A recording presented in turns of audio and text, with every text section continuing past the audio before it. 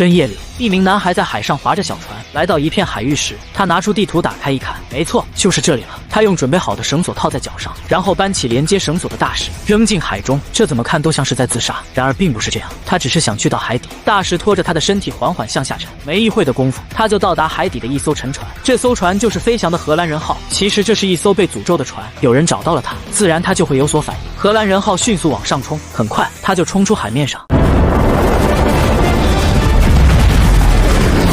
男孩缓缓地站起来，发现大船上面已经布满青苔。就在这时，后边的船舱走出一名男人，他叫威廉，是男孩的父亲。男孩费尽周折找到他，就是想打破诅咒将他救出，但威廉却认为他说的一切都只是小孩的妄想，根本没有人能解开这里的诅咒。男孩说，只要能找到海神的3叉戟，就能破掉你身上的诅咒，带你离开这里。Henry, the trident can never be found. I found you. It's just a tale. 男孩只想他回家，没什么错。但此刻的时间到了，威廉让他离开这里，要不然他也会被牵连进来。接着拔出长剑砍断他脚上的绳索。这时海水涌入船舱，大船开始向下沉。男孩望着父亲依依不舍，心里暗下决心，一定要将其救出。片刻的时间，诅咒的大船便沉入海底，而男孩则回到小船上，他的嘴里唠叨着杰克船长，因为只有他能帮忙找到3叉戟。时间来到9年后，男孩已经长大，他叫亨利，现在成为海军号的一名劳工。而此刻的海军号正在追击一艘海盗船。亨利从镜子里面发现，前方就是魔鬼三角区，那是一片被诅咒的海域。如果海军号继续追击，势必闯进那片恐怖海域。他连忙上来告知船长，让他停止追击。如果闯入魔鬼三角区，必定会有全船覆没的可能。但船长哪能相信一名劳工的话？接着将他关进牢笼。大船继续前进，进入到里面，船员发现海面上漂浮着海盗的旗帜，而不远处耸立着一艘大船的残骸。可怕的是，此刻有大群身影在海面奔跑，正高速靠近海军号。海军号无意闯进魔鬼三角区，这里是一片被诅咒的海域。而此刻，一大群身影正在海上奔跑，他们的目标是海军号。很快，他们便来到船舱上，与海军队员展开厮杀。用不了多久，就干掉船上的大部分人。这时，一只恐怖的身影走进船长。对方毫不留情地将他干掉。亨利依然被关在牢笼里，他看到从上面滴下来的血液，顿时大惊失色，却无意撞翻铁桶。声音引起了上面的注意，很快几只身影就来到船舱内。亨利不知道他们是什么，但前方的明显是首领。他竟然穿过铁网进入到牢笼里面。他抓起地面上的通缉令，他问亨利是否认识这上面的人，是不是正在寻找他。亨利回答说是的。首领接着说，他们一伙人被魔鬼三角区诅咒，原因全在于通缉令上面的杰克船长，而唯一能为他们解除诅咒的也是他，还有他手上的罗盘。原来他们都是沉默玛丽号上面的船员，而这位正是玛丽号的萨拉船长。他们都是西班牙人，被诅咒后成为了一群怪物。他答应放过亨利，唯一的条件就是找到杰克，帮他传话，这也让亨利逃过一劫。那为什么萨拉会变成这样？事情要从20年前说起。当年的海上海盗横行，害得萨拉的父亲丢了性命。身为西班牙海军传奇将领的他，至此以后对海盗憎恨至极。他发誓要铲除所有海盗。紧接着，他连续摧毁掉10几条海盗船，并且将海盗赶尽杀绝，因此得到了海上屠夫的称号。然而，几艘海盗船组成联盟，试图打败他，但他们哪里是沉默玛丽号的对手？用不了多长时间，玛丽号就以一敌10，将包围他的海盗船通通击败。大海终于变得沉静，海面上再也没有海盗的骷髅旗。他不接受俘虏，下令将所有生还的海盗全歼灭。正当玛丽号准备离开时，萨拉听到后方的讽刺声音。You surrender to me now, and I'll let you live.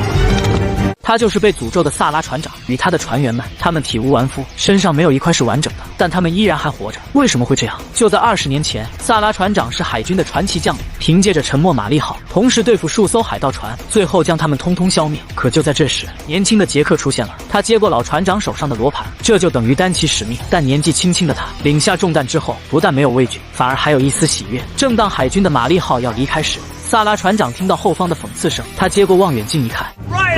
You surrender to me now, and I'll let you live. 听到这话谁受得了？他还高挂海盗的骷髅旗，这就等于向他发起挑战。这小子竟然敢藐视自己的实力，他愤怒至极，下令全速追击前方的邪恶女神号。而杰克这边，他让船员们准备好绳索，等到大船到达某片海域时，他下令急转弯，船员们同时将绳索扔出，勾住了附近的礁石。杰克放开手上的方向舵，大船瞬间来了个360度转弯。就这样，邪恶女神号从一旁掉头离开，而追击他们的玛丽号则来不及掉头，高速冲进魔鬼三角区。正当2艘船擦身而过，萨拉见到了年轻的杰克，他正以潇洒的姿态登场，这将萨拉看傻了眼。但没办法，全速前进的玛丽号已经无法减速，最后冲进了魔鬼三角区。这里是一片被诅咒的海域，知道这片海域的人无不闻风丧胆。没办法，玛丽号最终陷入这边海域，整艘船都发生爆炸，船上的所有人都化为乌有，萨拉也被逼跳进海中。就这样，西班牙的传奇海军船沉默玛丽号就此被灭，而他们也因此被诅咒，变成了不死之身，永生永世生存在这片海域。萨拉船长终于找到杰克了，他们正在划着小船往岸边开去，这次绝对不能让他跑了。萨拉船长连忙下令，船员开始行动起来。他们来到船舱内，准备开启这些腐烂的鲨鱼。没错，这些鲨鱼也是被诅咒的。几条鲨鱼被扔进海中，腐烂的尸体遇到水之后，他们成功复活了。收到命令的鲨鱼集体冲向小船，卡琳娜准备弃船而逃。她很明白那些人是来找杰克的，跟他一起只会惹祸上身。紧接着独自一人跳下船往岸边游去。亨利也不干了，他要去追随卡琳娜。可当他准备跳水之后，他差点成为鲨鱼的粮食。鲨鱼继续发起攻击，将小船破坏掉一大块。很快，小船就被几只鲨鱼团团包围。这时的沉默玛丽号上，萨拉船长下令进攻，所有船员跳下水面。被诅咒的他们竟然能在水面行走。杰克的麻烦来了，前有鲨鱼，后有追兵。亨利说：“我们必须上岸。”他接着扔出衣服当诱饵，吸引鲨鱼前去攻击。他跳下水往岸边游去，但运气不好的杰克却踩空脚，卡在小船上面。后方的大群追兵快要赶到，他急中生智，抓起船锚扔进鲨鱼的嘴里。鲨鱼拼命挣扎，高速游走。他用绳索勾住小船，然后就像驾驶马车一样，在海上来一场驾驶鲨鱼船。这时的鲨鱼转换目标，冲向亨利。就在他差点又成为鲨鱼的粮食时，杰克拽回绳索，鲨鱼掉头游走了。杰克抓起他扔上船。他们被甩上岸边，但此刻的危险并没结束。卡琳娜看到后方的情况，顿时吓蒙圈了，她连忙往森林里逃跑。而此刻的追兵已经来到杰克面前。萨拉船长说：“你的死期已经来到了。”但是旁边却有一名船员自行消亡，原来他们不能上岸，这也让杰克松了口气。他说了一句再见之后转身离开了。而另一边，卡琳娜中了陷阱，被吊到树上，两人过来寻找她，也跟着陷进去，真是一波未平一波又起。此刻的萨拉船长回到玛丽号，让杰克跑掉，他愤怒至极，准备将巴博萨的船员全干掉，因为他曾经保证过一定可以帮忙抓住杰克。 Spare me my life, and I'll fetch you the Sparrow. Tenemos el recuerdo and the core. 萨拉船长考虑了一下，既然自己不能上岸，那唯有这条路可以走了，于是便采纳了他的建议。杰哥被刽子手腕的人抓住，他被迫跟一名丑陋的女人结婚，因为他曾经欠这名男人一大笔钱，偷偷跑掉。今天刚好落到他手上，他让杰哥跟守寡多年的妹妹结婚，这也算是抵偿债务。Congratulations, it's your wedding day. 杰哥无法接受现实，因为新娘实在太美丽了。就在他们快要亲嘴成功的时候， Dad, we meet again. 巴博萨及时出现，让他逃过此劫。他一枪解决掉头领，来到杰克身边。巴博萨当然不会没事来找他，原来他是想要黑珍珠号，而此刻的黑珍珠号正封印在瓶子里，被杰克带在身上。就在刚刚，他还答应了萨拉船长，要将杰克带到玛丽号，这才让萨拉船长放他一马。因为被诅咒的玛丽号船员不能上岸，但此时他并不想向萨拉船长妥协，他只想找到三叉戟，重新掌控大海。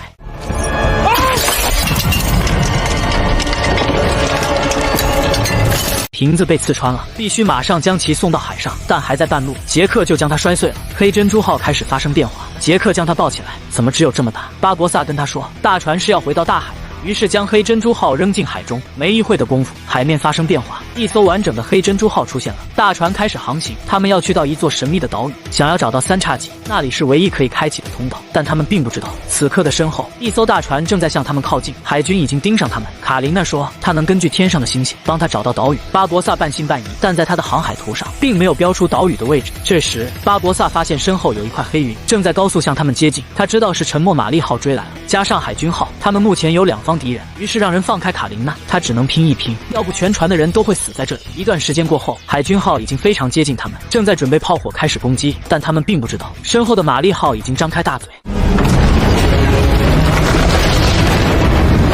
沉默玛丽号睁开巨口，向海军号袭去，这就是幽灵船的恐怖力量。海军号瞬间被瓦解，这一幕将巴博萨看傻了眼。下一个目标当然是黑珍珠号，这位萨拉船长不干掉杰克，誓不罢休。没一会的功夫，他们就集体来到黑珍珠号。巴博萨下令全力抵抗，但萨拉船长的眼里只有杰克。两人在船上纠缠了一会，幽灵船长也没占什么便宜。很快，他们就找到了岛屿。玛丽号的船员看到岛屿，连忙急转弯。被诅咒的他们一旦碰到陆地，就马上会灰飞烟灭。黑珍珠号就此逃过一劫。这时的阳光刚好升起，照射在岛上美丽极了。这座岛就好像星空上的倒影，是无人能看懂的海图。几人下船来到一处地方，这里有一颗星星不亮了，他取出手上的碎片安放上去，这样缺陷的星星就完整了。岛屿开始发生变化，释放出的光芒让三叉戟感应到，他开始释放能量，整座大海发生变动，海中央现出一道鸿沟，两人运气不好掉了下去，最后顺着滑坡摔下海底。他们看到眼前的情形都惊呆了，三叉戟竟然有这般神力。两人继续往前走，这里就是波塞冬之墓，三叉戟就耸立在此，但很不幸被萨拉船长一个闪现占了先机。